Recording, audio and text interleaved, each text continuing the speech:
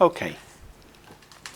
So we were starting to look at this first point from Garab Dorje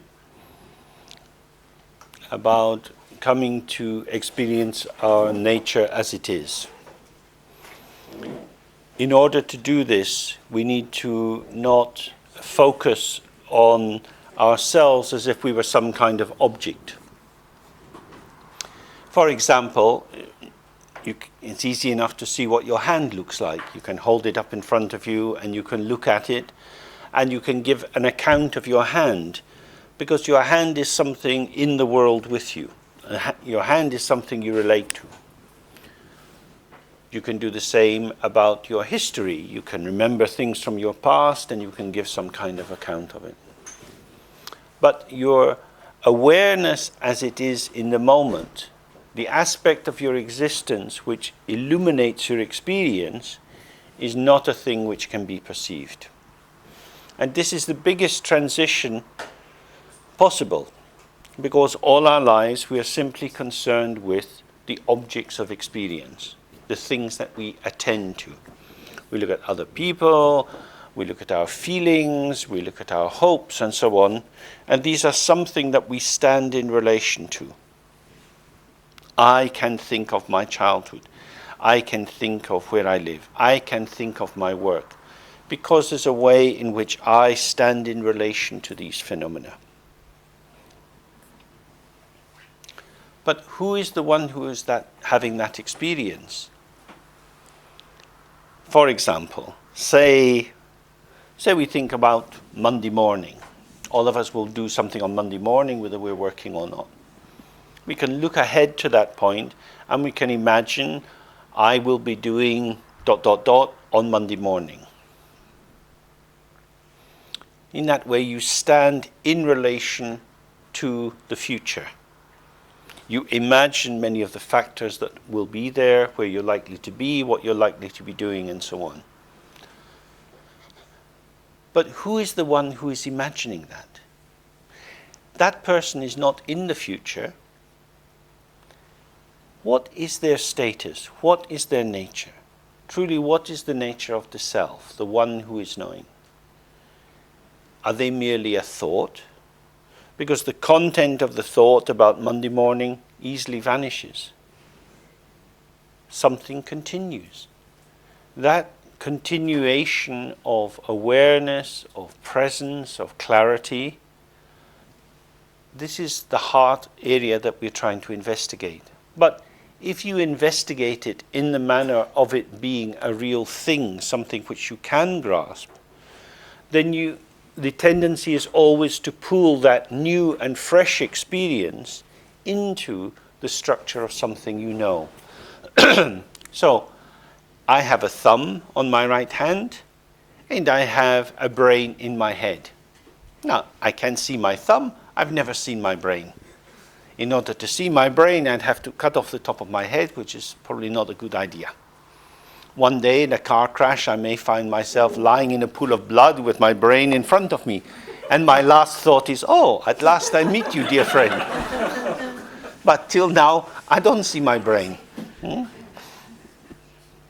I take it for granted that it's there. It's a thing. Awareness is not a thing. This is the most central point. Because if you see something new in the manner of something familiar, you won't see that new thing. Freshness means not knowing. So to engage in this way is to profoundly not know anything. The traditional instruction is that after we do the open relaxation with the 3R, don't do anything at all. Who is not to do anything? A spiral of energy. The spiral of energy that appears to be I, me, myself. This self-energy is very active and creates the sense that something real is there. A thought arises, say a thought arises, it's wet today. In a sense, although the thought is connected with us, it's not so important. Thought comes, you're aware of it, then it goes. It's easier to see thoughts like that. The thought, oh shit, I forgot to do that. That's much more difficult, because that thought seems to arise inside you, as you, and to catch you. And it's exactly that sort of thought which is the sort of deep veil between us and the openness of our experience. So, in order not to believe that that thought is me, one has to relax completely and just allow whatever comes to come without identifying. But the thought is saying, I'm you. I'm you. It has this kind of hook. What does it hook? If the teaching of all the Buddhas is correct, it can't hook your awareness, because your awareness is like the surface of the mirror, completely smooth. It has no edges, no cracks. It's said to be like a ball. A ball has no corners and no edges. If you have something like this clock, we can see this is the front, this is the back. Because this clock has a differentiated shape, it's easy to see the difference between front and back. But if you have a ball has no side which is front and which is back. It's the same all the way around. Nothing to hold on to. In the same way, the mind is ungraspable. So what is hooked? The imposter is hooked. I feel this is what is happening to me. That movement is movement. Movement and stillness are not the same, but they're not different. Just as the mirror always has reflections inside it, our mind is always moving. We know this. You sit for meditation and there's always thoughts. Some of you probably choose to punish yourselves by imagining you shouldn't have thoughts when you meditate. Well, that's a personal choice. If you want to give yourself a hard time, you can try to meditate till you have no thoughts. But it will take you a very long time, because it's impossible. Unless you ask your beloved friend to hit you on the head with a hammer, you will continue to have thoughts. It's just a fact. But the thoughts and the mind itself are not the same. These are the two domains. In Dzogchen they talk about there is one ground, one basis for everything, which is the open, naked, pure, unformed dimension of awareness. And from this there arise two possible paths. One is the path of recognition of the ground, which is to say, to recognize that all thoughts, feelings, sensations, and so on are inseparable from our openness. They're just like a gift which magically arises, ceaselessly. And recognizing that, you can move inside this matrix of manifestation and bring some particular flavor or aspect to it. It's about participation in the flow of unfolding. On the other side, the other path, is to forget the ground. This forgetfulness is also coming from the ground. The ground shows itself as forgetfulness of itself. And inside that forgetfulness, there is a remembrance of things. This is what I have to do. This is who I am. This is where I'm going. And these thoughts chase each other round and round and round, pretending that it's real. But when we look back on our lives and we remember some of the obsessions that we've been involved in, maybe with a friend at school, or a first boyfriend or girlfriend, or a band you were particularly into, and it's gone.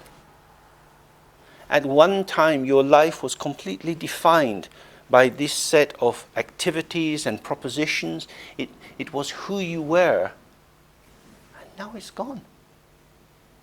This is amazing. It's gone. So, you are still here. Who is the one who is here? But when we stay in the realm of thought chasing thought, one kind of thought we call object, one kind of thought we call subject. These are two of the same category, but they look different. This is happening to me, I am going to do that. Object comes to subject, subject goes to object. They have the same nature. It is the movement of the mind, the energy of the mind. It is always impermanent and unstable as it arises. This we can know. This is not complicated. You sit on your bum for 2 minutes doing some meditation, and it's immediately your thoughts are always moving. The question is, where do thoughts come from? When the source of the thoughts is hidden from us, thoughts seem to be self-existing, and they seem to tell the truth about how things are. When we become aware of the source, thoughts are transformed without being changed. They're transformed because we now see them for what they are. They are forms of energy. They are forms of energy. That's all they are. And whose energy is this? You could say it's our energy, but in the moment that it's our energy, we are not a particular subject, we are not a particular thing. What is this energy? I, me, myself, and the whole of Macclesfield, and the whole of the world. This energy is infinite. This is unbelievable. That's why it's not a good idea to believe it. It's very important to practice it, because if you take this up as a dogma, you sound completely nuts. I am the world. We are the world. Not like that. Very directly, you see immediately everything is just this inexpressible integration. So that's the nature of the practice. And in order to do that, we have to do less. Do less means observe the whirlpools of attachment whereby thoughts link to other thoughts, and see what is there. So we go back and do this 3R practice again.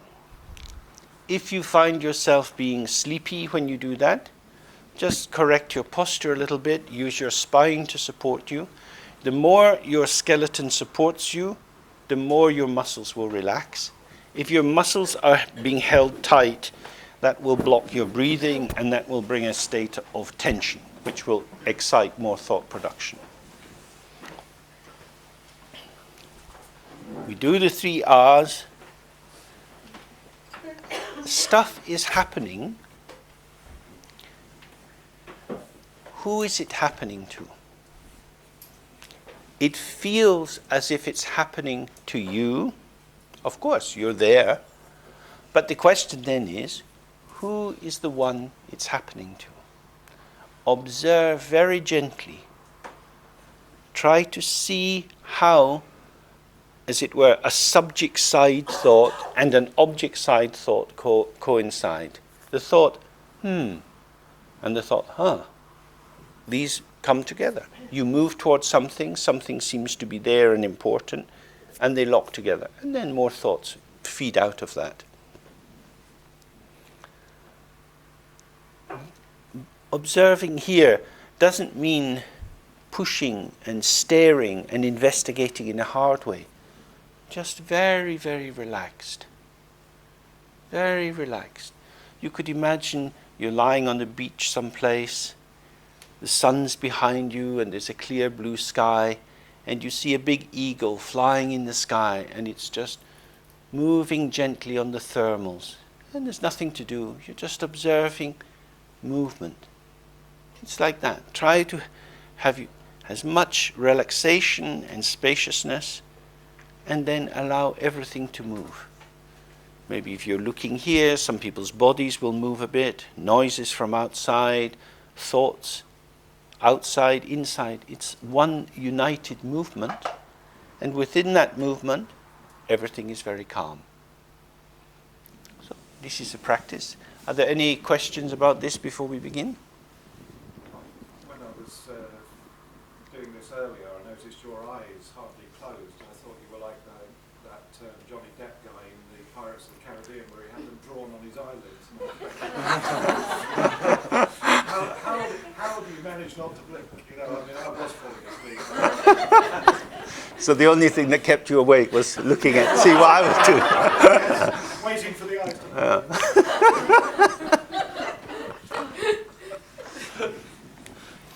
Well, and one of the things, if you feel like that, you can explore what it is like to fall asleep. I mean, before we do the practice, concentrate on some deeper diaphragm breaths and try to sustain that all the way through, not to go into shallow upper chest breathing.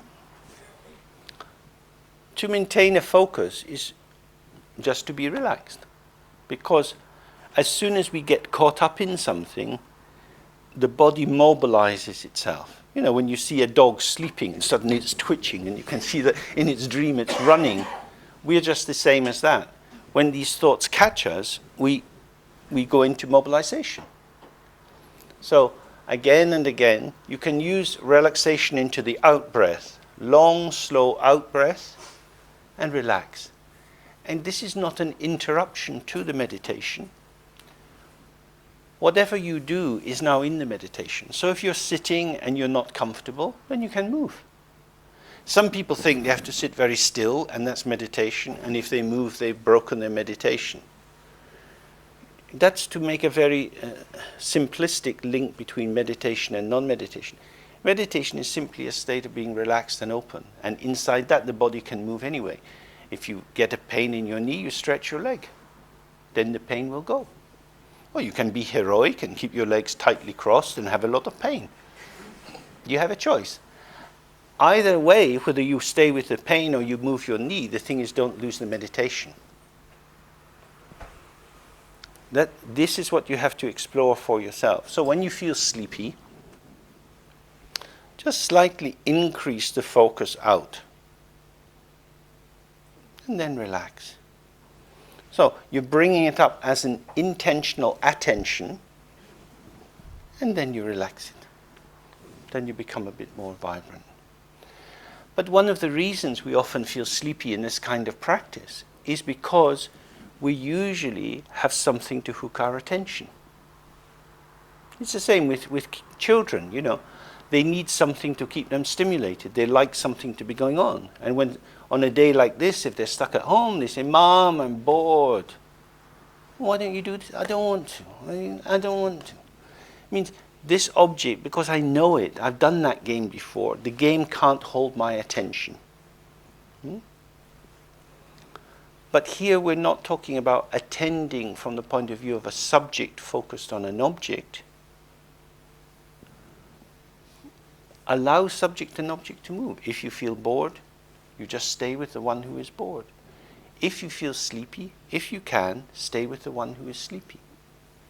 Not pulling yourself back harsh, not trying to push this bad feeling away, but very gently just observing it. Almost like if you had a light dimmer switch on the wall, you just turn it up slightly, bring up the clarity, and stay with what's there. It takes a while to get used to doing that. A very important thing is never blame yourself in meditation. Everything is useful. Some people find these things very easy at first and then they get completely lost. Other people haven't a clue what's going on for a long time and then suddenly it gets clear. The main thing is just think, okay, this is what I'm going to do, and you keep doing it. And then gradually it gets better. Hopes and fears are a waste of time. If you want to learn the piano, you just work out what the notes are and you practice. And if you keep practicing, after a while you can do it better than you did it before. You won't be Ashkenazi, but anyway, you can do something. It's the same with this. But if you start blaming yourself, I can't do this, this is terrible, or, oh, this is really good. These kind of movements are a feedback loop to yourself, because what you're saying is, I am the one who does this. That is to say, you're starting with the answer. That's not a good place to start. Start with the question, who is the one who is doing this? If you think, I can't meditate, who is the one who says, I can't meditate? This is always the question, because if you observe any concretized position, you'll find it's already dissolving. But if you accept your concretized conclusion, I can't do this, or this is crap, something solidifies and seals over. And then you go out of the practice. Then you're just buzzing in your thoughts. Any other thoughts or questions before we begin? Okay.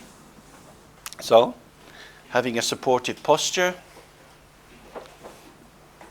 gaze resting in the space.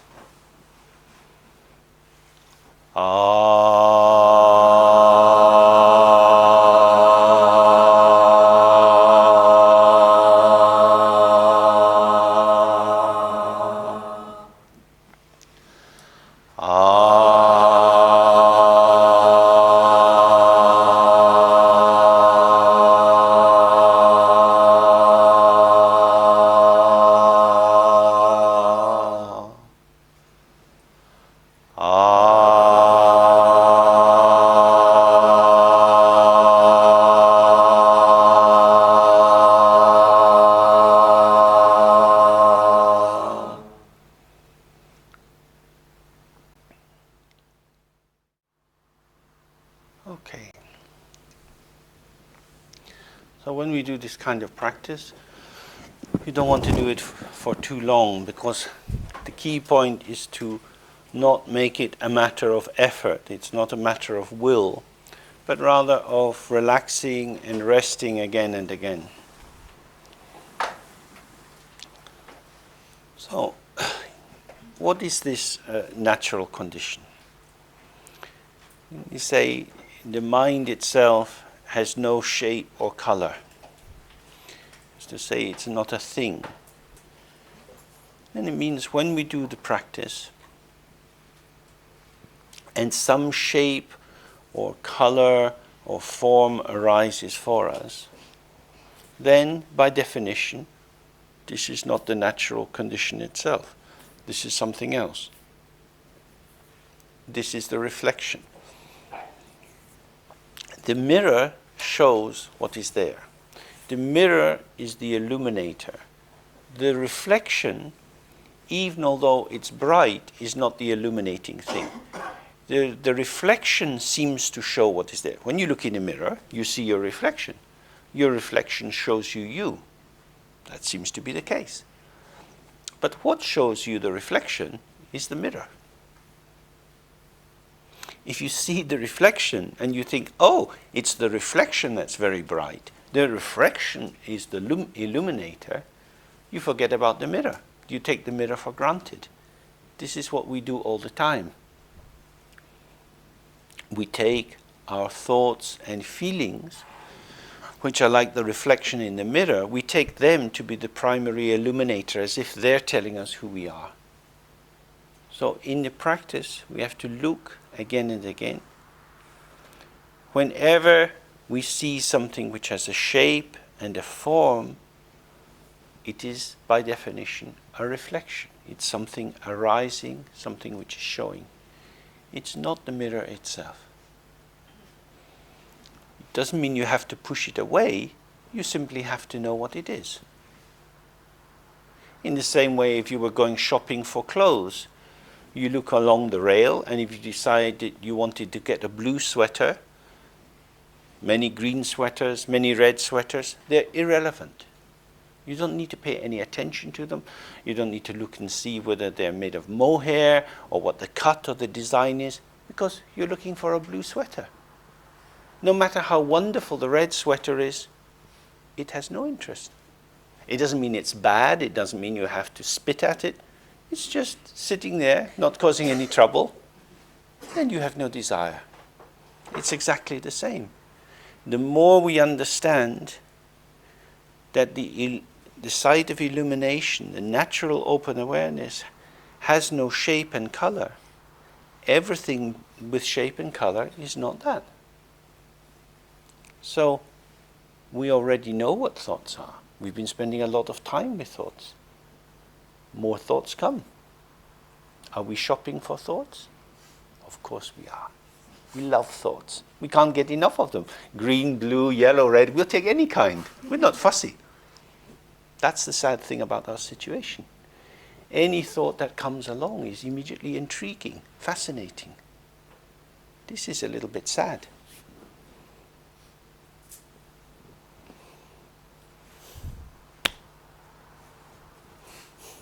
Very sad. Nothing else to say. We're just lonely little souls. Anybody smiles at us across a crowded room and we smile back. Will you love me? Do you want me? Any thought comes in our head, oh, take me home with you. I like you. Off we go, thinking about anything. This is a bit pathetic. So, observing that, because that's the nature of attachment. The ego needs something to be attached to because it doesn't have any other function. It doesn't have any other function. Half a zip is useless. You need to have the other half. So the thought is looking for another thought. Huh? That's what happens. This is why thoughts chase thoughts all the time. Feeling, sensation. The ego is a quality of energy. It's not a thing.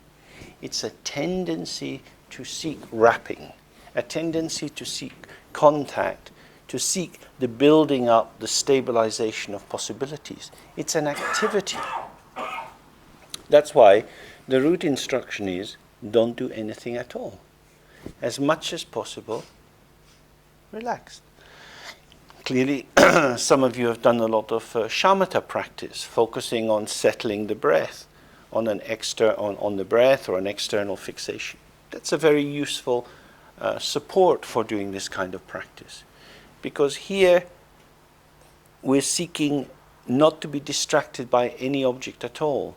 In the more outer forms of shamatha, we use the outer focus, the breath, the statue of the Buddha, the pebble, whatever. That's what we focus our mind on. Here the object of our meditation is whatever arises, seen from the vantage point of the one who never arises. Yeah? Yes, sorry to interject. Yeah, fine. In the practice, I was a little bit unclear about. Sorry, let me start again. I felt that perhaps what I was trying to do, or what we were being asked to do, was to try to become aware of the mind apart from thoughts. The nature of the mind, or the nature of the mirror as you described. Yeah. But in the process of doing that, that for me itself is a process of thought. That's where I was getting kind of caught up. Okay. And I wondered if you could say something to that. Okay. Yeah, that's what I was trying to say. You know, if you look at your hand, you can see your hand. And this is our normal way. When we look for something, it's as if we're going towards it, seeking it. What we're practicing is, as it were, how to be aware of awareness itself. And actually, the only way to do it is by being aware. So it's not something we're seeking after, because I mean that's kind of what it felt a bit like. Do you know what I mean? I was looking for it and using thought to do that. Yeah. So it's about being present as awareness, not seeking for something which is somewhere else. But we constantly fall into the fixation on the thought. So that's why relaxing back into that primary presence is at the heart of it. So we're not trying to do something, we're not trying to get somewhere else, but at the same time we're not just falling asleep. So being present, that, like if you imagine lying on a beach, there's nothing to do, you hear the sound of the waves, it's a bit like the way the cars go past on the wet ground, and you're there, but there's nothing to do, you don't have to be busy with it. So it's a kind of hospitality in which you're spaciously accepting whatever's there, because you have no sense of danger. You're not going to be invaded and taken over. There's no sense of responsibility. Life's just tumbling on, the seagull flies by and makes a noise. You're part of the world. That's one of the very best things about a holiday. You just have these moments where you're just there. You're reintegrated. You're back as a participant of the universe rather than bopping around in your head trying to make sense of things. So that's really what we're doing in the practice. It's trying to slip into that state and stay present in it. And as the various hooks back into the centrality of I, me, myself, and what I have to be busy with, as these hooks come, just gently relaxing and letting them go. It's almost like rebalancing oneself. And in a sense, being out of balance, you know that more clearly than being balanced, because balance is almost invisible. But off balance brings a pressure. So it's getting accustomed to the insubstantiality of the balance. The way you describe it like that sounds like I feel I wasn't doing too bad a job of it. Uh-huh. What I was again becoming aware of when you were speaking was there's kind of almost like a desire arising for something special to happen. And that was taking me away from just doing the practice as you've just described it, because I thought something more should happen. And then that became a distraction from doing it. Yeah. Yeah. You know, like getting into jhana or whatever. Yeah. In the Tibetan language, they have a phrase, tamal gishepa, ordinary knowing or ordinary consciousness, and that it's not different from this bright, shining mind.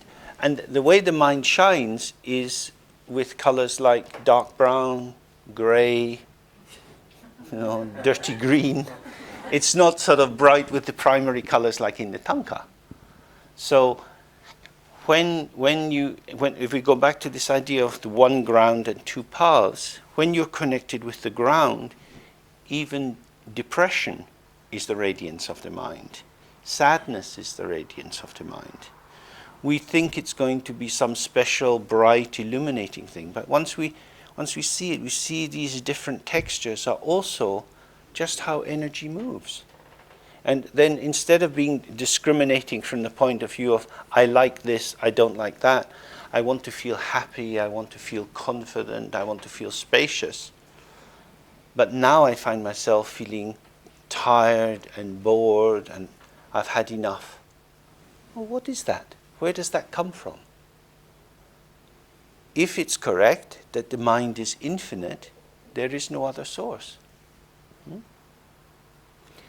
Once we realize that everything in Britain is made in China, you don't have to look at the label. Of course it's made in China. So, if everything comes from the Dharma Dhatu, don't look at the label. Whatever arises, it's just emptiness. And therefore, the discrimination, it's not the way it should be, is just another thought. Just another thought. But each of these thoughts, this is what's so incredibly cunning about them. Each one says, I tell the truth. I tell the truth. They can't all be right. Okay, so if we do the practice again, this time we take up the question, what does the mind rest on? So, the way to do that is you're not setting yourself a kind of a question like in school or an exam question.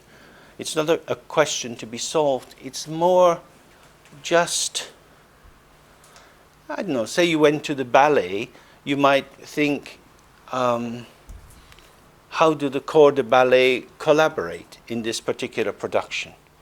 So you're not sitting there like a critic, you're just observing. You're just letting it reveal itself. So we do the 3R and we're sitting. Whenever you find your sense of self or centered in something, whenever you appear to be positioned in one place, just observe that. That is to say, not observe it as looking across the room. I can see you, you can see me. But observe it in the way of being present with it. For example, say you had a toothache. If you want to feel what it's like, you can kind of go into it and you're just present with that toothache. And you feel the sensation. In that moment, you're not looking at it. In a sense, you're not paying attention to it. You've become a receptive space of awareness which allows the pain in the tooth to reveal itself most fully. Does that make sense? So we're trying to do exactly the same here with this quality of awareness. So if you find maybe some thing around your shoulder or something that seems to be your head, or whatever it would be that seems to say, this is my center, this is who I am, then just attend to it. Offer it space in which it can reveal itself. And if it endures truly through time, perhaps it is the correct statement. And if it changes, well, it's perhaps showing that it's just an impermanent idea. Does that make sense? Any thoughts or questions about that? Okay.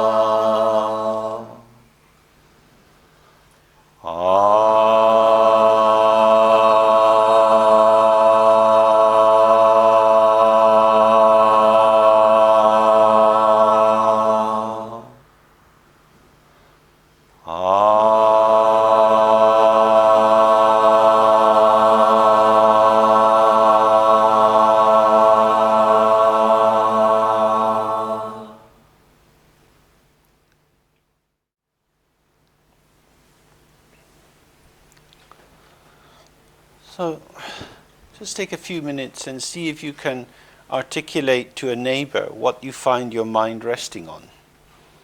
What's your actual experience? Not some kind of theory, but when you sit like that, what do you actually experience going on?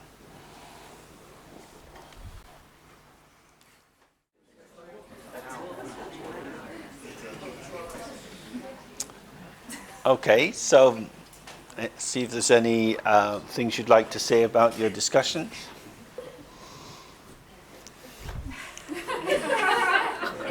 Is it possible to see does the phenomenal world stop?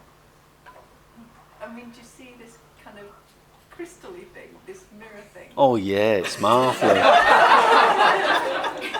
I think you're the only one that didn't get it. No. I mean, it's exactly that. You know, if you took the practice just to look at an ordinary mirror, and you're looking in the reflection, and you're kind of intrigued by it, you know, so you're looking at yourself brushing your teeth, and you just, oh yeah. And then you see the frame of the mirror, and then you recognize this is a reflection. But when you don't recognize it's a reflection, you think, oh, this is me. You're looking at yourself, and you don't have any sense this is not me out there. So it's like that. Nothing is actually changed, but you now see what its root is. You see what its status is. Like the Buddha said, it's like an illusion. It's like the reflection of the moon on water. So, or like a mirage. You're driving along on a hot day, and you see this water shimmering on the road. And you think, that's funny, it's very hot. And they say, it's a mirage. But at first, it looks like water. It appears to be something, but it's not. And when we suddenly realize, it's just an appearance, then why would you get so hung up about it? Why would you get so caught up? So it's more like just a release.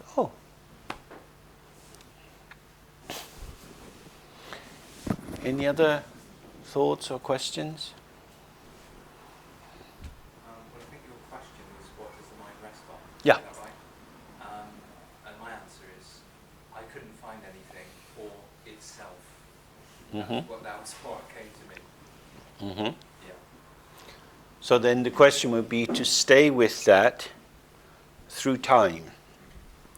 That this point of presence or awareness is not resting on anything, and yet it's here. Now, everything else that we know in the world is resting on something. You know, our identity rests on a passport in some way, because if you try to leave the country without a passport, they won't let you do it. You want to open a bank account, you need to take some local utility bill and so on. Our identity in many ways is built up in these constructed ways. But now if you start to have an experience, there's no substance to this. And just allow that experience to enlarge itself so that you now have a point of lucidity to remain with as other thoughts come, which pull you into a different definition. Because as long as what you've said has its basis as a cognition, this is the conclusion I've got to, it has no more or less status than another cognition. And then it tumbles back in. So it's something to stick with the naked experience just prior to that consolidation as a cognition. And try to keep that whatever thoughts are arising. So is that the same as, say, that lucidity you were just talking about, is that the same as that sort of space you have around? Sorry, try again. That, you know, I think earlier you were talking about spaciousness. Or my experience was a bit like you got a feeling or you got a thought and then you got something that's sort of big and open around it that you can look at it with. Yeah. Is that what you're talking about? So that spaciousness or openness or emptiness and awareness are inseparable. So instead of the clarity arising from something, it is a property of that which is no thing. And in that sense, it's not created by anything else. And so it's truly self-existing. Now, everything else we have is created by something. This room is created, all the buildings are created, our bodies are created out of something. Therefore, they are dependent on the factors of maintenance, and when these factors of maintenance cease, we fall apart. But the mind itself, because it is inseparable from space, because it's not something which can be grasped, is indestructible. And this is at the heart of this experience of Vajra, of indestructibility. Because as the Buddha said, all compounded things will come to an end. Everything which has a beginning will have an end. All constructions will gradually collapse through time. So in the course of our lives, we build up various things. You might build up a career or a relationship, and suddenly, somehow, it starts falling apart. And you think, oh, what was that all about? Why did I bother? And we see many, many examples of effort leading nowhere. That doesn't mean that we shouldn't make any effort at all. To be in the world, we have to participate, which means using effort, but without the hope that it will give us something solid. If we realize that energy is merely participation, it's just about being in this non-dual flow of experience, and the ground of that movement is nothing at all. Now this is a big mystery. How can something come out of nothing? Well, that's because something is always nothing, even when it comes out of nothing. That's why we have this image of the mirror. The reflection in the mirror is insubstantial. It's there, but it's not there. Can something ever be vibrations? Yeah. Yeah.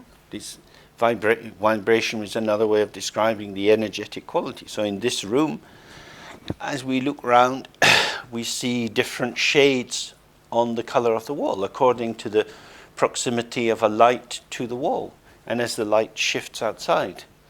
So presumably the walls have all been painted this same sort of yellowy tone, But when you look round, you see many different kinds of yellow. So it shows the relational quality. And of course, it's also displayed according to where we are sitting in the room. The thingness of things is always an abstraction. The actual thingness of things is nothing at all. The real essence of all phenomena is nothing.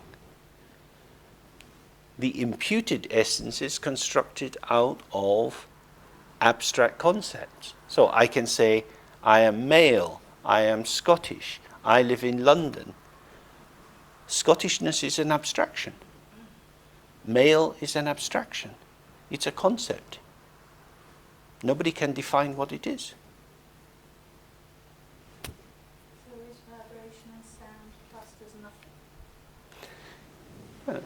The thing is, sound is ungraspable. Things manifest, but they're ungraspable. You see the reflection of the moon on water. It looks like the moon, but you put your hand in the pond and you won't get anything. Same when somebody says something, you hear what they say, and then it's gone. You walk, and it's gone behind you. If you walk from one end of the street to the other end, when you look back, you don't find yourself still walking. You've already left. Every step, you're already going. Since you came out of your mother's belly, you haven't stopped still at all. Move, move, move. Even when you sleep, twitch, twitch, move, stretch. All the time. Nothing stable. Now, that could be very frightening if you're trying to hold it together. But I want to know who I am. I want to work out what the purpose of my life is. But you can't find it out from the outside. I see these, usually they're young men, poor young men, often 20 years of age. They don't want to come to therapy, but they kind of get dragged by their family. And their parents say he just sits in his room all day, he won't do anything, he doesn't want to talk to us. And it always transpires that this poor person is trying to work out the meaning of life. Until I know what I want to do with my life, I can't enter into the world. It's not like that, you see. You come into the world, and then you find out what it is. You have to act, and through your action, your life is revealed to you. Because that's what life is. Life is a revelation through participation. So sitting in your bedroom trying to work out the meaning of existence won't get you very far. All you're participating in is your boring, stale thoughts going round and round and round. Stop every half an hour to look at you in the mirror for the acne and squeeze a pimple. Well, this is not the very profound way of existing. So, but the question is, if you participate in life, maybe you're getting the wrong thing. Maybe I've got it wrong. How will I know? Maybe I should have another life. Maybe I'd be happier doing something else. There is no end to thoughts like that. So, these thoughts are just movements of energy. Is your mind energy? The mind is space and energy. Space and energy. The spacious part is resting and never moves, and the energetic part is always moving. And in very simple terms, the problem that we make, what creates what we call samsara, is that we try to stabilize the energy.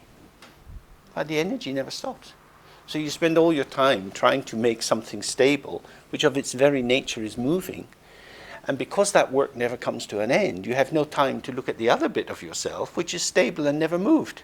So if you want stability, just look the other direction. It's always there. Just like that.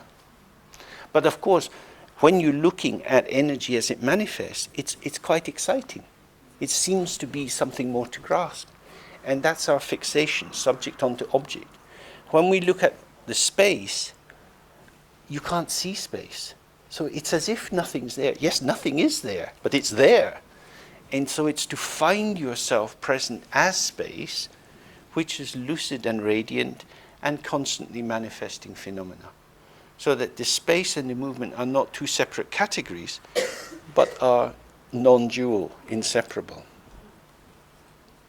But because we are so tilted in the direction of manifestation, in the direction of experiencing something going on, it's quite difficult for us to step back and be in space. Yeah. I'm a bit confused. Glad to hear it. Some Buddhist teachers seem to say that enlightenment is space. Didn't the Buddha say that infinite space was just part of samsara? I don't know if the Buddha said that. I'd be very sad if he did. Yeah, I'm sure that's what he said. Infinite space is just part of samsara. Yeah. Well, there are said to be three things which are uncompounded: enlightenment, the moment of enlightenment, and space. I suppose it depends on what text you read. But generally speaking, infinite space as the Dharma Dhatu, as the spaciousness which is inseparable from radiant mind, is something which is the basis of enlightenment. Space as a phenomena outside, as one of the elements which you might think of as a space over there, well, that would not be a fundamental proposition. But the mind has no substance to it. Something which has no substance to it can't be said to be here, there, or anywhere else. And so in the tantric tradition, it's said to be the same as space, which is why in these tankas, generally speaking, you see the deity against a clear blue sky. And when you do the visualization, you imagine in front of you this infinite blue sky, which represents emptiness. And within this, there comes the seed syllable leading to the mandala and the deity and so on. So in the Tibetan, in the Sanskrit tradition, it's called Dharma Dhatu. Dhatu is space. That's what this lineage says. So maybe somewhere in some book it says something else.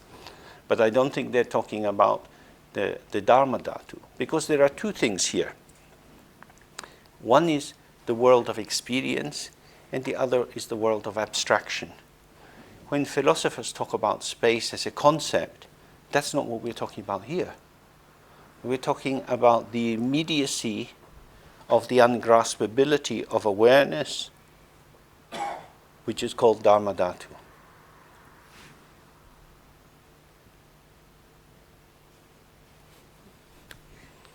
Makes me happy anyway, and I don't feel too confused.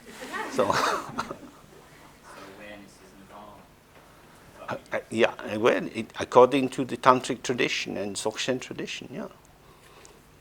But awareness is ungraspable. I mean, with all of these things, we have to remember the real truth can't be spoken. So everything we make is a kind of gesture. It's a sort of massage. So if I'm explaining this, I'm trying to massage you slightly, just to loosen the texture a little bit. But your health is your health. Your experience is yours. All I can do is a little bit of this. I can't give it to you. Nobody can give it to you. It doesn't come out of anyone's mouth. So there's something about how you find yourself at home with this. And each of us has to settle into that state ourselves. So if we hold on to the words too strongly and make them very definitive, that's not so helpful. They're more like metaphors or allusions or little tickles, little caresses that bring about a kind of whoo, ah, oh, like that. It's quite nice. The Buddha massage parlor. Whereas, of course, in Buddhism you have philosophy, you have all the Sautrantika and Prasangika schools, and they debate very much about this is this or not, or yes or no. That's useful for clearing away certain problems. But for meditators, to be too sharp and too definitive, yes, no, good, bad, is not helpful, because all of these are ephemeral propositions arising and passing.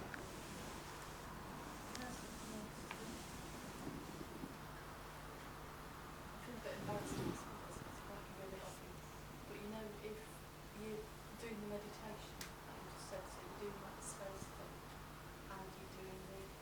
what's arising with it. Hmm. Are you saying that if you just keep doing that, you'll get the non-dual thing? Yeah. Because they've been non-dual from the very beginning. In the same way, when you look in the mirror, Is it that straightforward? it's that exactly that straightforward. When you recognize looking in a mirror that this is just a reflection, wow, God, it's just a reflection. It's always been just a reflection. It was always there in front of our nose, but we didn't see it because we took it as real. And as soon as you stop taking it as real, it's always what it's always been. But the karmic energy of taking it as real is very strong. So you get these moments of relaxation and lucidity, and then suddenly you're tied up in these knots again, struggling to make sense of things, feeling that you have to do it, it's all up to me. And then gradually you get a bit more spaciousness. I mean, it's always spacious, but it's just the knots tie themselves again in a very dynamic way. Okay, shall we take a little break here and then come back and do more discussion and practice?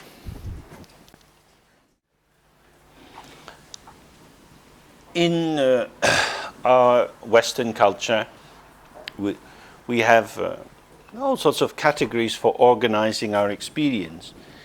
And one important set of polarized categories is reality and fantasy. Things are real, or it's just a fantasy. This is very different from according to Buddhist culture, because the Buddha says everything is an illusion. So illusion is how things are, and the fantasy is the fantasy that things are inherently real. So reality is a fantasy, and illusion is true. That is a complete reversal of vision. So if you want to know if something is true or not, you can't look at the normal ways that we would test whether something is real. So I remember a long time ago when I was in Afghanistan and the Americans had just sent up a man onto the moon, and they had these pictures outside the embassy. India Afghanis were saying, well, it's just a photo. You can, like in the movies, people make some illusion. This is an American movie. Nobody can go to the moon. Because so for them, the reality is the moon's very, very far away and people don't go there. So it depends on what your frame of reference is. But the Americans would say, no, actually, these are ignorant people, and we can show, we have evidence that a person actually went there. It is a reality. It may look like a fantasy. It may be unbelievable, but we can prove it. We have data, we have solid information, and if you study the facts, then you will see a man actually went to the moon. In Buddhism, all the things that make up our ordinary sense of reality are primarily seen as constructs. They appear to be the case, and they appear to be the case because we are taken in by them. We are mesmerized by the fruits of our own creativity. So, we're in this building. There is, if you like, an ordinary reality to this building. It's in the same place it was when I came here last time. So it seems to exist enduring through time as something substantial. And we could say that proves there is a reality to this building. What it actually shows is there is a familiarity to this building, that it can be fitted inside the matrix of our ordinary associations. When we say that it's an illusion, it means there is no inherent self-substance in any of the articles in this room, including ourselves. The floor, which is a solid floor, we walk across this floor with confidence, is made up of bits of wood put together. Because the bits of wood have been put together rather well, it reinforces our confidence in it. But when we look down at the floor, we see there are many, many planks. If we took up all these planks of wood and piled them against the wall, the floor wouldn't be like this. What we see as the floor is a screen masking what's underneath it. We don't think of it in that way because we want to walk on it with confidence, and we say, oh, that's the floor, it's a wooden floor, it's substantial, we're okay. We take that concept in a feedback loop to ourselves to reassure ourselves this is safe. It's the same with the walls. The walls will be made of brick or poured concrete. They have an origin in time and space. There is a history. This is not a very old building. But once it's in place, it seems as if it has always been here. It's just what it is. And this notion of things being just as they are involves a kind of magic rubber. And this rubber erases history, erases cause and effect, and creates the sense that things just are what they are. And then, well, that's it. But it's not just it, because various things are required to keep a building like this going. Heating, lighting, and so on. People to come and open the building, to tidy it, and so on. If that doesn't happen, this building doesn't function the way it is. It is a work in progress. Everything we encounter is a work in progress. It's either in the progress of changing in a very manifest way or changing in subtle ways. But everything is always changing. So, and as we looked earlier, the room is co-constructed with the quality of our attention and with the nature of the thoughts that we have in our head. So we bring certain attitudes to coming into a room like this. Some people who come here for the first time are very familiar with rooms with paintings in them, like these paintings. Other people are not. For some people it's reassuring, for other people it's maybe a bit shocking, which could be exciting or agitating according to their particular disposition. That is to say, they will have an experience which feels real to them and which is generated out of the patterns of their historical development as a human being. What is real in that? Things are intense or subtle. Things are longer lasting or very brief. Things are inspiring or deflating. Many different qualities. But what would the proof of the reality of something be? From the Buddhist point of view, there is no reality in the sense of something which is objectively there by itself and connected with us. As soon as things are connected with us,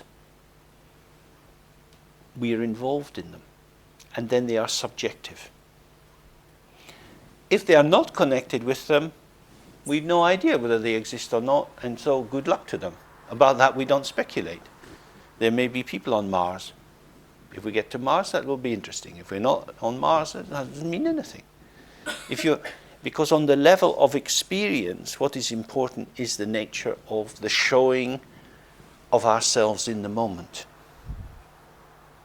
rather than abstract categories. The biggest problem we have is that we rely on extrapolating ourselves from a situation and extrapolating the situation from the situation. So we think about what has happened. Who is the one thinking about what has happened? Not the one who was in the experience, because our minds and moods have shifted and moved on. We're not thinking about the situation itself, because that's already gone. We're thinking about the echoes, the constructs that we've made on the situation. Like, again, this case of this poor young child who was so cruelly killed. The big investigation into that is almost archaeological. be reading reports, interviewing people, getting accounts of events that have long since gone. And out of that trying to create something. What will they create? This report shows the facts. But the facts of what? Not the facts of the baby's experience, which is in many ways the only real thing that matters. So the abstraction of the investigation will lead to further bureaucratic rules, regulations, abstractions. And then real human beings who are tired, who feel underpaid, who've got backache, who've got menstrual pain or whatever it would be, they're thinking, shit, why do I work in this fucking place? That's what social workers usually feel. Monday morning they cross the threshold and they think, fucking hell, why haven't I given up my job yet? So from that point of view, having another load of bureaucracy to read, what help is that going to be?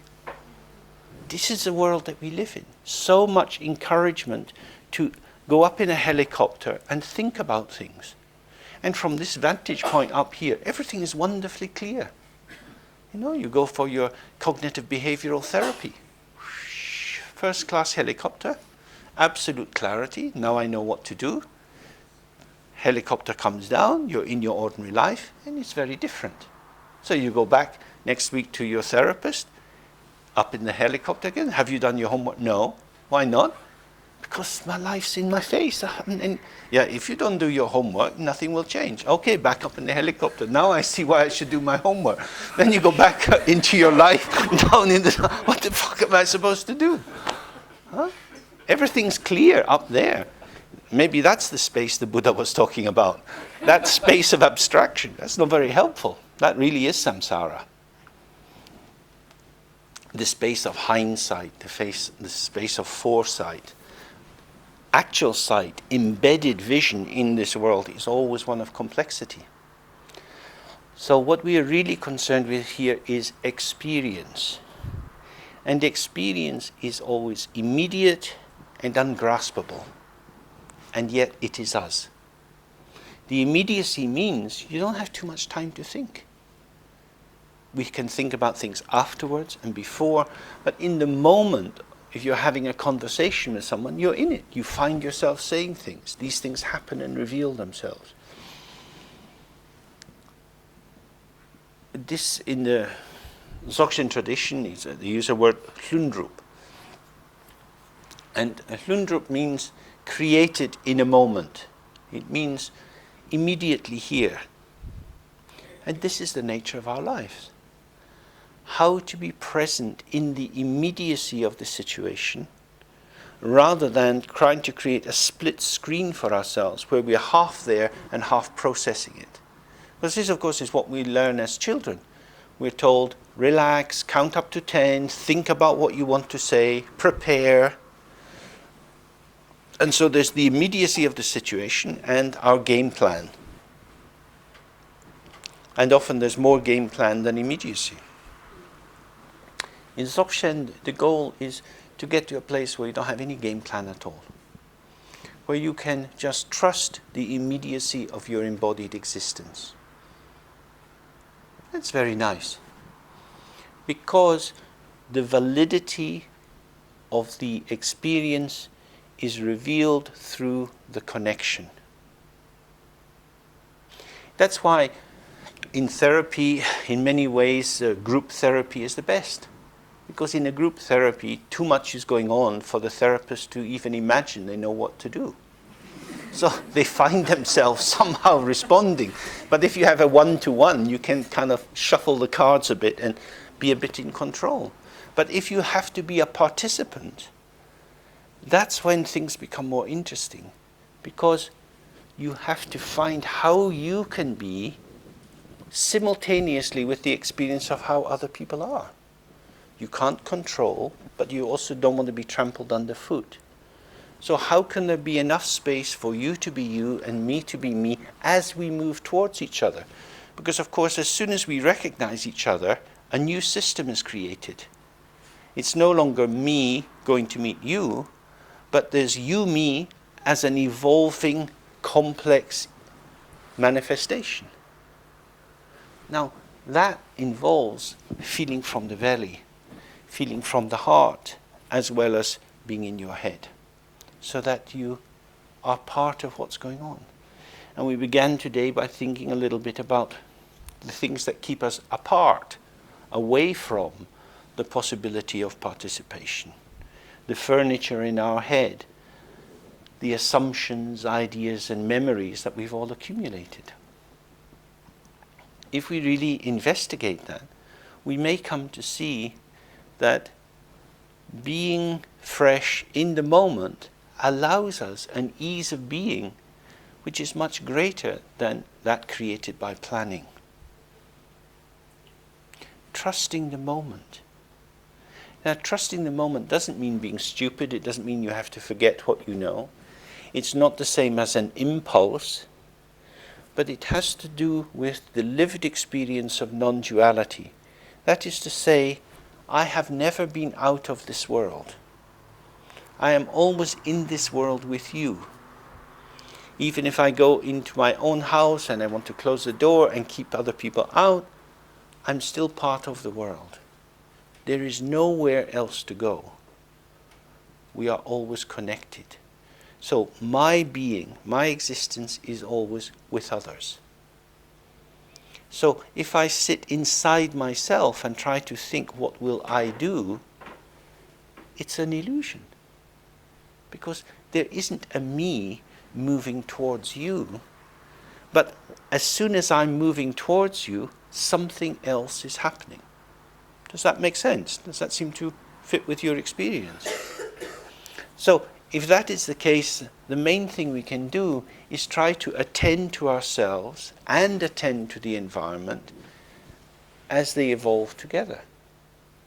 This is the meaning of non-duality. Not just one thing, it's not all about me, not two separate things, but the inseparability of whatever category you set up. So, here we have a throne. Now, the throne would not be here if there wasn't the floor. Because if there was no floor, the throne would fall through the hole. It might end up in Australia, we don't know. But anyway, it wouldn't be in here. So, the throne is not self-existing, it's existing on the floor. We take the floor for granted, and so we say, this is a throne. It's not a throne, it's a throne plus a floor. Now the floor wouldn't be here without the ceiling, because otherwise the rain would come in and corrupt the floor. So we have the floor and the ceiling and the throne. But the floor and the ceiling couldn't exist together without the walls. So now we've got floor, ceiling, walls. The walls, an old woman who swallowed a fly. I don't know why. There's the whole of samsara is linked together in order to support this one object. We can't separate things because there are no things. This is the most fundamental understanding of Buddhism. It comes through impermanence. It comes through the understanding of dependent co-origination. It comes through the understanding of emptiness. It comes through the understanding of the nature of the three kayas, the three aspects of the Buddha. It comes through the realization of Mahamudra and Dzogchen. There are no fixed things. Nothing is real. Everything is linked, joint appearances. The endless play of energy within infinite space, space which is inseparable from awareness. So, in practical terms, in the meditation, we do the 3R practice, we open, we are with what's going on, and then, especially if we're practicing on our own, at the end of the practice, we simply move. In the practice, our bodies also are allowed to move, but at the end of it, we move. The body moves and the mind moves. We get up, and we maybe pick up the telephone, or we say something to someone. Where is that movement occurring? In the same space as the meditation. The mind has no front and no back. There is no end to meditation. You can't go into meditation and you can't come out of meditation. You don't go into the real nature of the mind and then come out of it. We're always in it. We forget we're always in it. But the fact you forget you're in it doesn't take you out of it. This is what people start to realize now with ecology. You can treat the world like shit, You can burn it up and chop down everything, but you're still living on it. And if you treat where you live like a toilet, you're going to have to live with a long bad smell. That's our experience. And it's exactly the same in terms of the meditation. There is no limit to the mind, so why would your meditation ever stop? It stops because you abandon the open state, which is always there, in favor of fusion with thoughts, feelings and sensations. We get caught up in something. We start worrying about something. And then as soon as that thought ends, instead of relaxing back into openness, we get more of the same, another sort of thought and another sort of thought. So that we've shifted from an open dimension into the foreclosure of attachment to impermanent, empty phenomena as if they were solid and substantially real. And that's what we experience every day. And when we experience things in that way, we get a lot of grief. So, the function of the practice is to keep integrating every experience into the state of openness. It never actually strays from the experience of openness, but we slip after it and grasp it as real.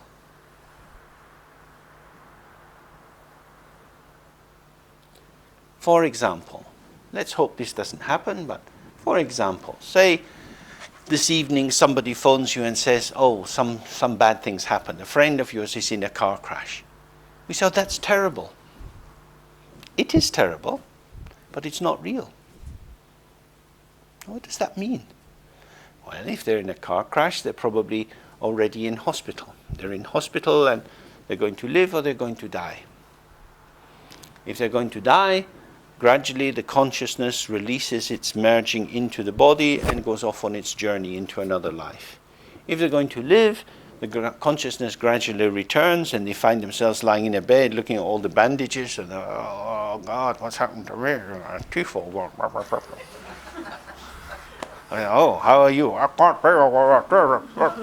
Oh, it's terrible. Then tears come. Oh, it's terrible. What's terrible? Terrible is tears coming out. Terrible is, ooh, ooh, ooh. It's terrible. Boom, full stop. Terrible.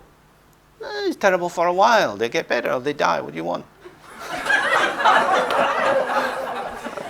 It's impermanent. Do you see what I mean? You don't have to give up on the Kleenex. You can cry if you want. You can be affected. You don't have to become like a machine. Don't make it too solid. Crying and being upset is an experience in time. Laughing and being happy is an experience in time. Kissing is an experience in time. Fighting is an experience in time. They are movements of energy. They are not solid and they are not real. So when we say it's terrible, two things are happening. One is we're expressing an emotion, a sense of connection to the situation, and that also is changing as the words come out of our mouth. And the other aspect of it is usually we're concretizing it. And we're saying to ourselves, this is terrible, it shouldn't have happened, oh, I'm so sad. Boom, boom, boom. And it, have you heard the news? It's awful. Oh, oh. People say all these things and all the energy collapses and it's as if it shouldn't have happened. Oh, these things happen, we're all going to die. How do you want to die? Do you want to die in your bed? Do you want to die asleep? Do you want to die awake? Do you want to die walking, kissing, sitting in the bath? How do you want to die? What's a good death? What do you think? Drinking champagne? Or a good burgundy? What year shall we choose? Huh? Or perhaps a brandy? What's the last flavor you want in your mouth? Huh? How shall we die? We don't know. We don't know any of these things. We live in a big world of not knowing. So, trying to concretize things and making them very, very definite is not necessarily very useful. So part of the practice is to observe how you use your energy. Do you use your energy to connect and participate, or to solidify? One common way of solidifying is judgment. That's not good. This is good, this is bad. This tends to cut little shapes around particular moments and fix them in time as having clear attributes which don't vanish. Is that true? If the Buddha's teaching on dependent co-origination is true, and we can observe for ourselves whether it's true or not, if it's true, then it means everything is connected to everything else. And the evaluation that we give to a situation is circumstantial. And if that's the case, why are we so strong in our judgment? So if we just relax the judgment, prior to the judgment is the clarity of the discrimination. So you go into a cafe and you get a cup of coffee. Oh, what's this? Terrible coffee. What is terrible coffee? This coffee I don't like. Someone else might like that coffee. But for me it's terrible coffee. This place is crap. I'm not coming back here again.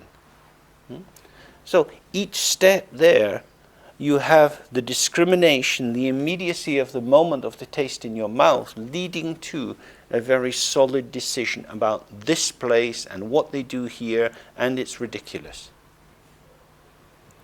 All of that may not be correct. The person might have been in a bad mood, they might not have made this particular cup of coffee with much care and attention, and so on and so on. There are many factors there. All you know is, this is not a good cup of coffee for me. And also, maybe for me at this time today. Maybe another time you wouldn't be so bothered. So what we can do is to observe how we solidify situations, and through that then restrict our sphere of operation. In Tibetan they have a word choyul. Chopa means to behave or to move, and yul means dimension or sphere. And we say that, for example, the Dakinis move in the sky. The sky is their sphere of movement, and Padmasambhava's sphere of movement is on this earth. So it's like, what is our sphere of movement? What do we operate in? Because if our world is made up of judgments, definite knowledge, solid things, we're going to be moving in a particular way. But if our movement is in a sphere of light, of openness and potential, it's going to be very different. Because we'll see the shimmering possibilities moment by moment in different situations. Which means that you can move with any situation. It doesn't mean that you won't know the difference between a good cup of coffee and a bad cup of coffee. But there's a way of being with that just as an experience. Why do we need to make a huge conclusion about it? You know, this idea that Iran is part of the axis of evil. These kind of highly deterministic statements that come out from the Pentagon are very dangerous to us, because some people have decided what has value and what doesn't have value. Who are the good guys and who are the bad guys? But many people might think the guys in the Pentagon are the bad guys. So then where do we go? This is part of the trouble of our world. That the people fighting the war on terror don't realize that the so-called terrorists think that the people fighting the war on terror are the real terrorists. And they say it from the heart. America is a terrorist nation. People mean that. That's what they see. That's their experience. The Americans say, no, they're the terrorists. And they say, no, you're the terrorist. But America has bigger guns and more people employed. So they're able to write the rule book here and take it into the United Nations. It's only opinions. This is the meaning of illusion. It's the moon on water. It appears to us from our position that you guys want to destroy us. What might happen at that point would be the question, why? Why do you, Muslims, want to attack America? Well, there are plenty of Muslims who have been explaining for a very long time why they like America just to behave in a different way. But if you don't ask the question, if you start with the answer, the world looks very different, doesn't it? Because immediately you're into games of power and hostility. What happens in the outside world is exactly what happens in our head in meditation. Thoughts and feelings arise. We know what they are. We come up with the answer. We name our experience. We put everything in its proper place. We don't ask the question. Who is the one who is having this experience? How is this arising? What is this? Is it solid and real? Is it insubstantial and transient? Asking the questions is the central part of the path in Dzogchen. We're not trying to get anywhere. There's no sense that there is some happy land far, far away that we need to go to. Everything is already here. What hides the immediacy of that from us is all the answers we've already given. If we start to be suspicious of our answers and more open to questions, then this wall of illusion starts to thin and we get flickers of the underlying spaciousness. So this is the heart of how we practice bringing this into the world. It means observing how we mobilize our energy towards other people. Listen to ourselves speaking. Are we speaking with great vehemence? Are we trying to convince other people of what we say? What are we up to? Why do we need other people to believe us? Are we trying to convert them? The central thing is just to think, oh yeah, this is what I'm doing. Not blaming ourselves, not immediately imagining, oh, I should be doing something different. But just observe, oh, this appears to be what I'm doing, and this is the outcome. Is it a very useful outcome? If not, we can try something as different and just observe how we move in the world and what sort of consequences we have and how other people are. Some people are quite relaxed and friendly. Other people are very judgmental and critical. Other people are quite cruel and disparaging. At least, of course, some of the time, because nobody's like that all the time. But if our luck is to constellate, to bring to the fore, for example, the contemptuous aspect of someone, then for us, that person is a bit sharp and a bit dangerous. What shall we do? You have some choices. If you feel outraged that that's how they are, that will diminish the range of possibilities you have. Because you've already said that it's wrong for them to be the way they are. They are how they are. What do you want to do? You can avoid them. You can try to work with it. If they're very, very rigid, there's maybe less freedom to work with it. It's just like that. It's not so complicated. What you can, though, do is start to observe how come you actually don't have much freedom. What is the rule book in your head which establishes the prohibition on action? And that's what I was describing earlier with this wheel of life that's on the wall. This potter's wheel, the shapes of the cups that have come into being in your head, the things that you believe about who you are, what you're entitled to do, these are the determinants of how you interpret the world and how you respond. So, just observing for ourselves how we behave.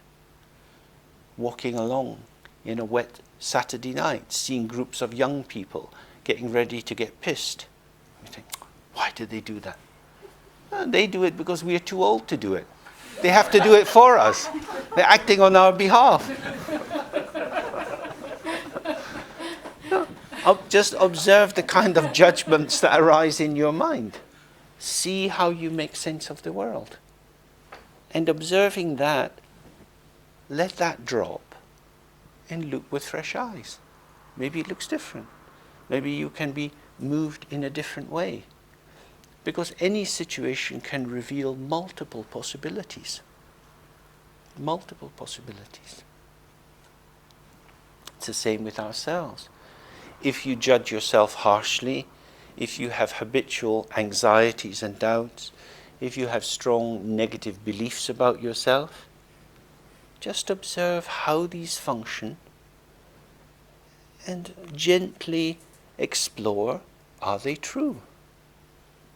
In my experience, human beings believe lots of false things about themselves.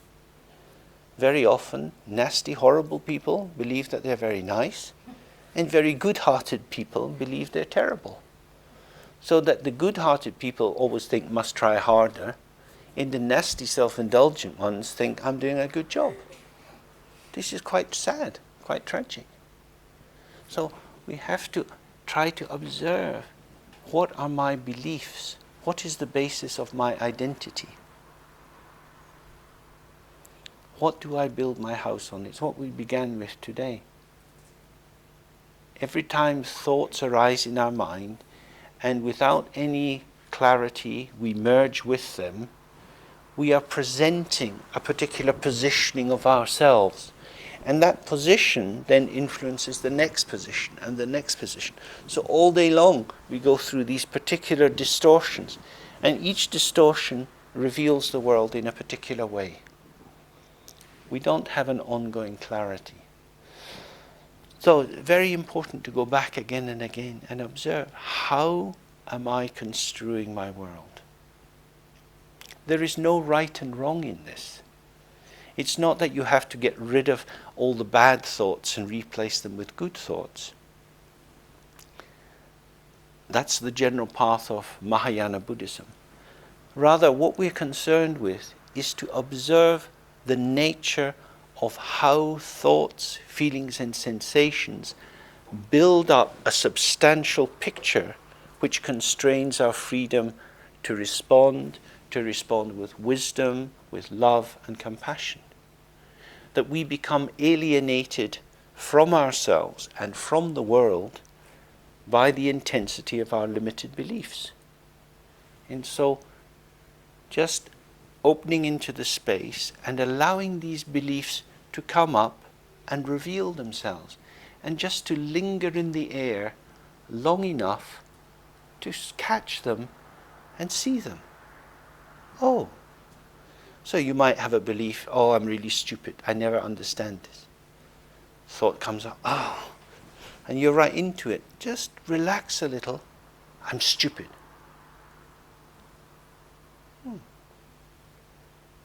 What is that? What echoes are in that? Whose voices are behind the intensity of that thought? Maybe parents, maybe school teachers, maybe bullies at school. All sorts of old vibrations from the past are running through these thoughts. Just let it hover. Oh, and then it goes. And then we see, oh, it's gone. It's just like the morning mist dispelling itself. But in the moment that I believed it, it got me by the throat. It would have killed me. People, I work a lot with people who are suicidal, and I find it so heartbreaking, because you see these ridiculous thoughts, in many ways completely ridiculous thoughts, have got the person round the neck. This thought is killing the person. I can never forgive myself. Say, sweetheart, I'll give you a lifetime of champagne, don't kill yourself. It's ridiculous.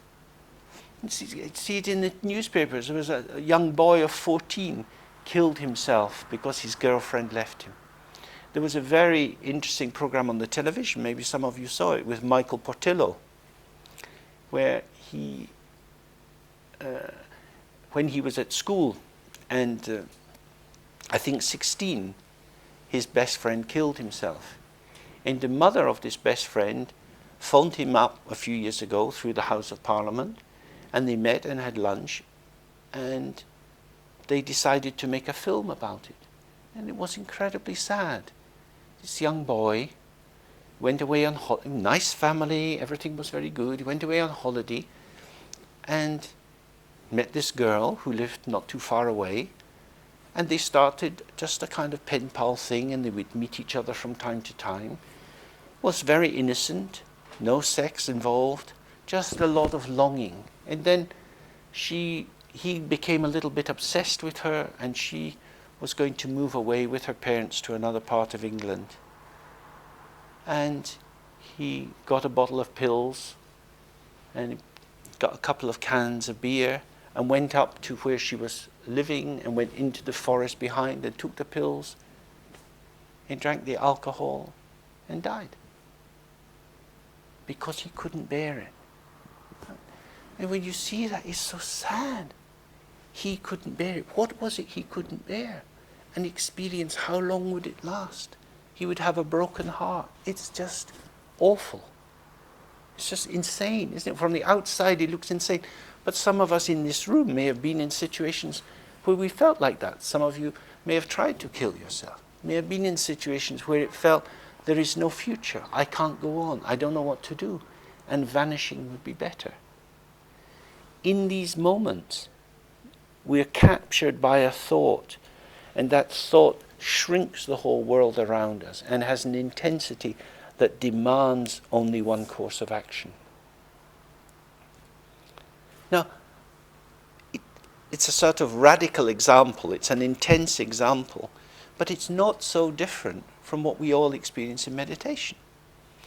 A thought catches us, and we go with that thought for as long as it takes us, and then we suddenly wake up. And if that thought took us in a very bad place, we would be just as helpless as these poor young people who are overcome by these feelings. Yeah?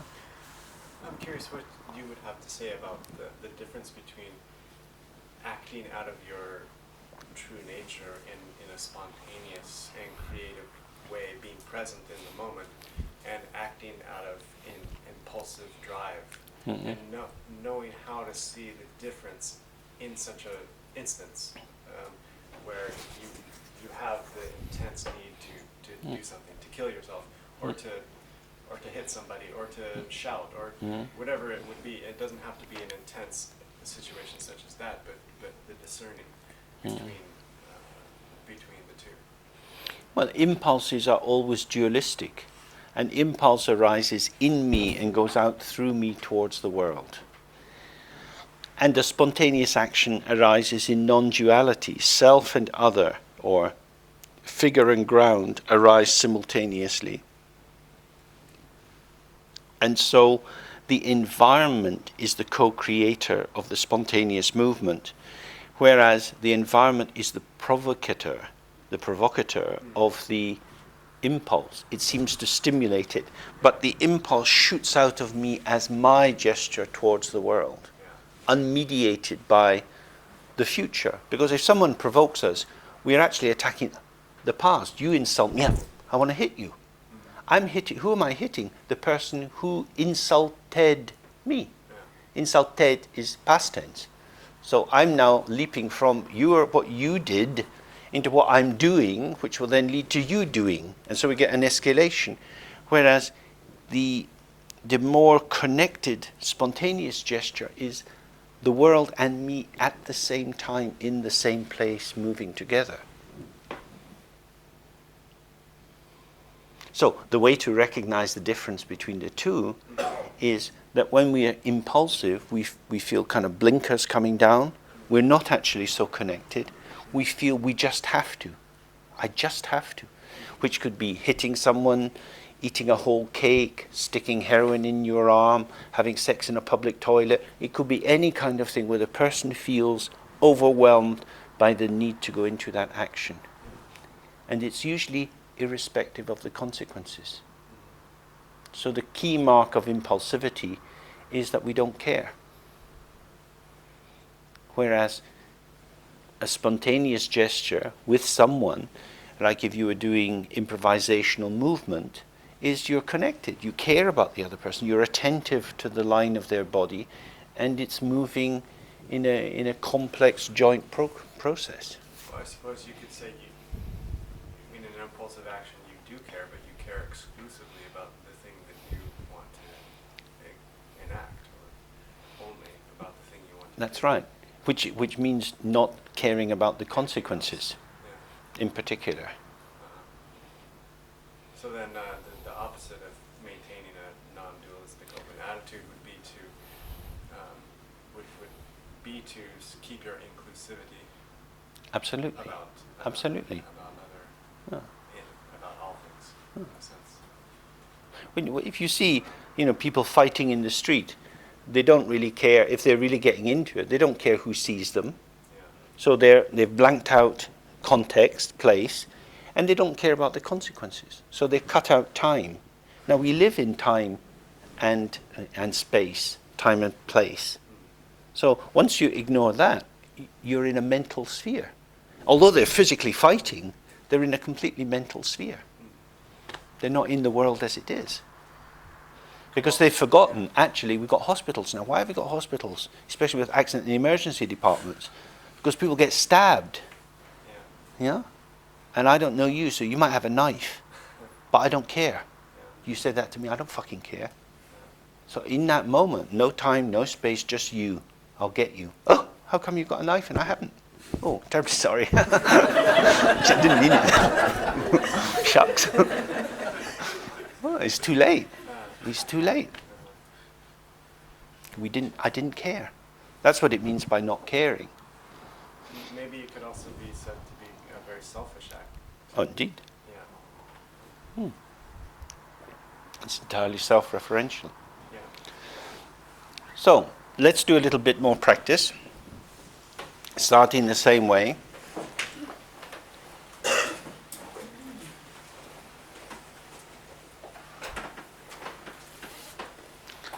This time, after we go into it, if we just very gently explore what shape is the mind? Can you find any limit to your awareness? Does it seem to be inside your body or inside this room? Is your mind inside your body or is your body inside your mind? Whenever any sensations or feelings and so on are arising, just observe. Where are they? And when they're gone? And do they seem to define the extent of your awareness?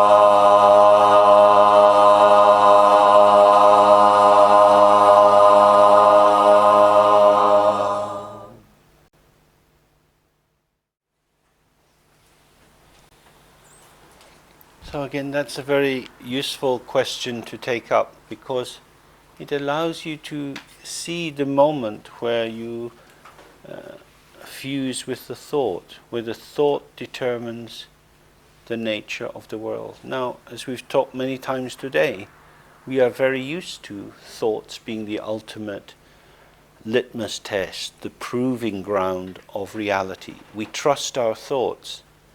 But here, experiences are arising which appear to be true and are maybe false. So when we sit and we hear a car, is the car in our mind or outside our mind? If we take it that our mind is something inside our head and that the sound is coming in vibrations through the ear and in to our brain, and the brain gives us the answer, oh, that is a car moving outside, then clearly our sense is that our mind is something inside dependent on processing this information. In the Buddhist tradition, this is called a consciousness. In Tibetan, it's called nam she. Shepa means to know, and nam means a shape or a form. That is to say, it's the aspect of our intelligence which is concerned with knowing particular things, with placing things in their boxes and their right locations. So here's another car passing by outside while we sit cozily in here. If the car was to suddenly drive through the room, we'd be very frightened. So in that sense, we want to keep our safe little body inside and the car outside. But where is the mind? The mind is not the same as the consciousness. Consciousness is dualistic. Consciousness always takes an object. It's the aspect of our mental functioning whereby we make sense of events. But when we're just sitting open, this sound is passing through. Then we say, it's a car. Where does that thought come from? Does it come from the car to us? We say it's a car. So one thought goes that way, one sound goes that way. Movements in space. When these movements meet together, they create the picture. I am sitting in here, there is a car outside, it's going up that way. This is a construct. We have created that pattern in our usual busy way. Who is the one who is there being with all this busy activity constructing the story of the car? This is the unborn, undying awareness. Is that awareness inside the bone box? You have to keep looking. You have to keep looking. Answers will come, but keep looking. It's about experience. It's not about what you learned in school. It's not about some theoretical construct about the nature of cognition and neurophysiology. It's got nothing to do with that. It has to do with the immediacy of the direct experience. Where is it? The mind itself has no boundary. It's immediately there. And then on top of that, thoughts arise and they construct an image in which the car is outside and I'm in this room. That is a construct. The first marking, the first impacting is not outside, it's not inside, it's just direct. It doesn't go from here to there or there to here. It is where it is. The sound is there. Does my mind go from here to there to find the sound? Does the sound go from there to here to find my mind? This is very important.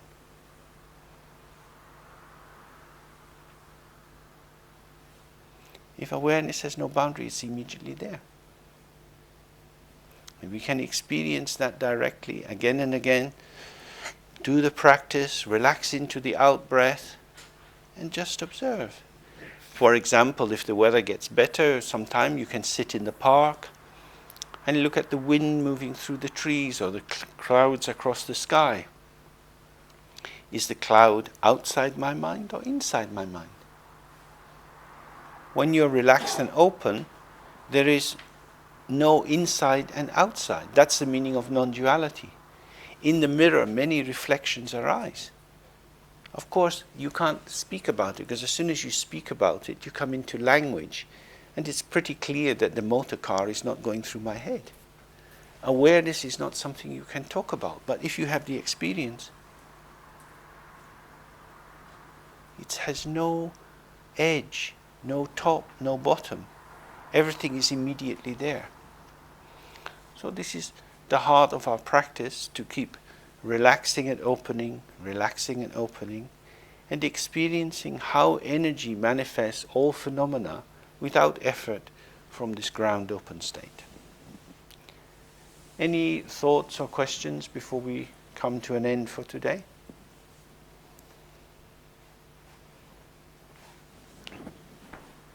The open eye meditation, I'm still struggling with Okay. falling asleep. What is the main advantage or reason for doing it that way? When I've done meditation, it's always been closed eyes. I know it's more danger of falling asleep there. I suppose it's more difficult to do it with the eyes open. Well, very often people go on a retreat. And when we retreat, we go away from something. And in the retreat, life is simple, and then we feel better, and then we go back into life. No? But once we're back in life, life is quite difficult. So gradually what we learned on the retreat goes away. It's the same with meditation. Busy, busy, busy. Close eyes. Om. Nice and cozy. Come out again. Oh my God. Cozy. Huh? For that reason, when you practice with your eyes open, you're not retreating. You're not going anywhere else. This is where it is. In the Tibetan tradition, they have many little practices and texts called Deng Tok Chikma. Den means seat, Tok means on, Chik means once. Means sit on your seat now and get awake. Don't do anything fancy. It is here. It's not somewhere else. When we close our eyes, we go somewhere else. We cut off, as if we have to keep this stuff out. And we create some world, but how are you going to integrate the two worlds? Of course, if you got your open eyes, you can think, oh, but I'm just here, I'm still in this room. Shouldn't something different be happening? What is this room? Your own mind is telling you what this room is. Oh, this is this, this is this, this is this. Oh, I met them before, I know who you are. This is the movement of your mind. Observing the movement of your mind and the colors and the shapes, people's heads, reflections of them, and so on. The thoughts come and go, and gradually you start to see what is here. Light, color and shape. And the color and shape opens up a little bit, and you feel the luminosity of the presence of everything here.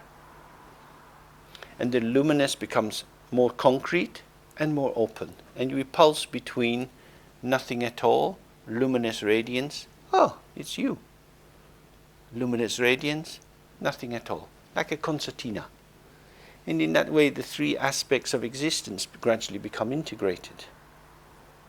So, without moving from your seat, you experience the transformation of the room, and the room becoming usual again, and gradually you see that what we take to be here is a dimension created by a particular form of thinking and reflecting. That is to say, in traditional Buddhist language, this room is a karmic dimension. It's created out of our shared fantasy. And if you shift that fantasy, something else is there. Just as if we were all to take some LSD, after a short while we would start to experience a different environment. And we don't need to take any drug to do that. Just by relaxing the basis of the ordinary fixation, what appears to be the case is revealed to be the fruit of a particular kind of production. By interpreting, by believing, things appear to be what they are.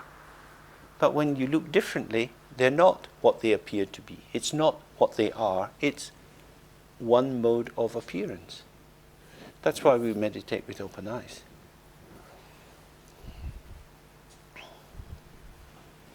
Yeah. Just another question. You talk mostly about thoughts and concepts Yeah. and structure in that way. How would you fit in feelings in that? Because I often find that feelings make things very solid.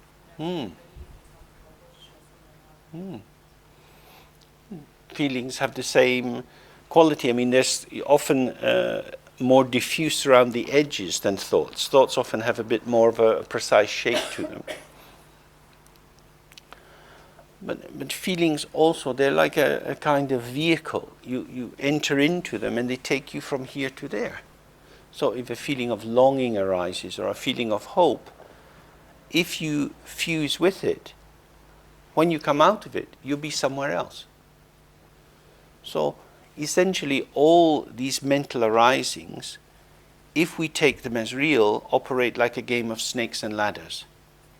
You go up, then you slide down. You go up and then you slide down. So each arising, if you hook onto it, takes you somewhere.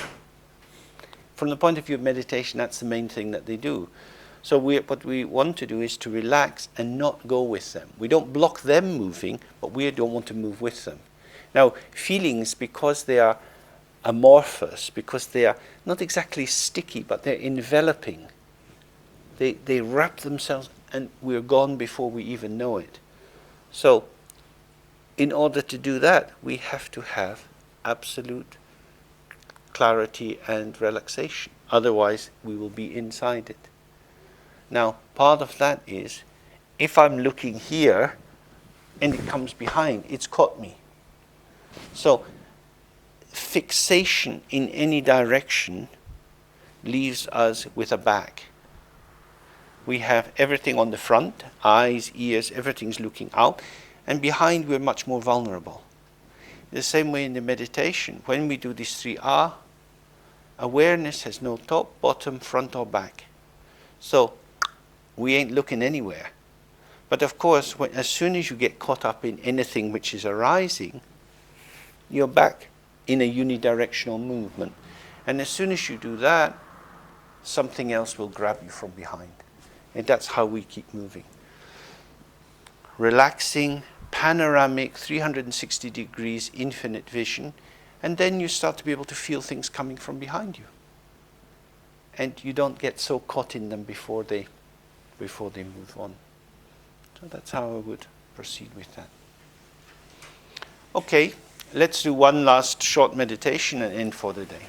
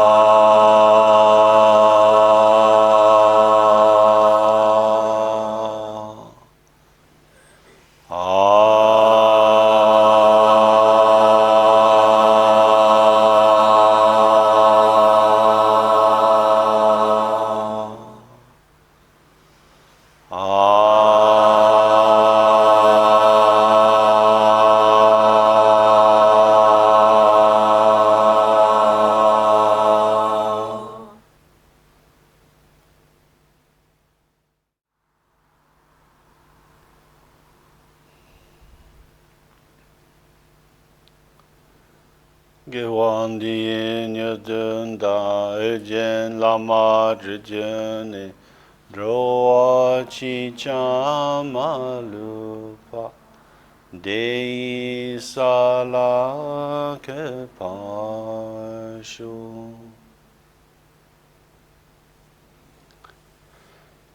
Okay. So that brings us to an end for today. And we start again tomorrow morning at 9.